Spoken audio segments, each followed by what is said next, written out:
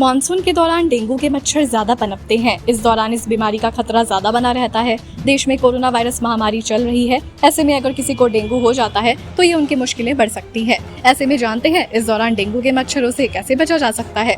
बता दें, डेंगू बुखार आमतौर पर डेंगू वायरस के कारण होता है, जो एडीज मच्छरों के काटने से फैलता है। हालांकि डेंगू और कोरोना वायरस के शुरुआती लक्षण कॉमन है, इसलिए ये महत्वपूर्ण है कि दोनों के लक्षणों को समझें। कोविड-19 और डेंगू के बीच सामान्य लक्षण। कोविड-19 संक्रमण और डेंगू बुखार के कुछ लक्षण एक दूसरे के साथ ओवरलैप करते हैं। सबसे आम लक्षण बुखार है, जो दोनों रोगों का शुरुआती लक्षण है। इसी के साथ सर दर्द, मांसपेशियों और जोड़ों में दर्द और थकान जैसे लक्षण भी हैं। आप दोनों के बीच अंतर कैसे कर सकते हैं? भले ही दोनों बीमारियां प्रकृति के समान हैं, हालांकि एक व्यक्ति अभी भी अपने अन्य लक्षणों के आधार पर दो बीमारियों के बीच अंतर कर सकता है। उदाहरण के लिए उल्टी, सूजन, ग्रंथियों और चकत्ते जैसे कुछ लक्षण डेंगू और कोरोना वायरस में दुर्लभ हैं। हालांकि कोरोना वायरस के मामले में उल्टी के बजाय संक्रमित लोगों को दस्त हो सकता है।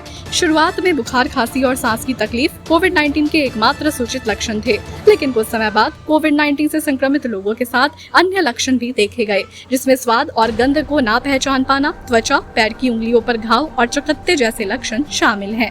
ये बहुत संभव है कि कोरोना वायरस से संक्रमित लोगों में लंबे समय तक कोई लक्षण दिखाई नहीं देते, लेकिन डेंगू होने पर व्यक्ति में लक्षण दिखाई देने लगते हैं। आपको बता दें, कोरोना वायरस से कई लोगों की जान जा चुकी है, लेकिन इसका मतलब ये नहीं है कि डेंगू जानलेवा नहीं है।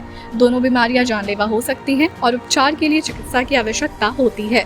इसलिए अब जैसे अनिश्चित समय में यदि बुखार बना रहता है और आप दोनों में से किसी भी बीमारी के लक्षणों का अनुभव करते हैं, तो डॉक्टर की सलाह लेना जरूरी है। कोरोना वायरस महामारी के कारण अभी क्लिनिक और अस्पताल जाना ठीक नहीं है। ऐसे में आप टेली कंसल्टेशन का माध्यम अपना सकते हैं। कोरोना से जुड़ी तमाम खबरों को पाने के लिए जुड़े रहें हमारे चैनल।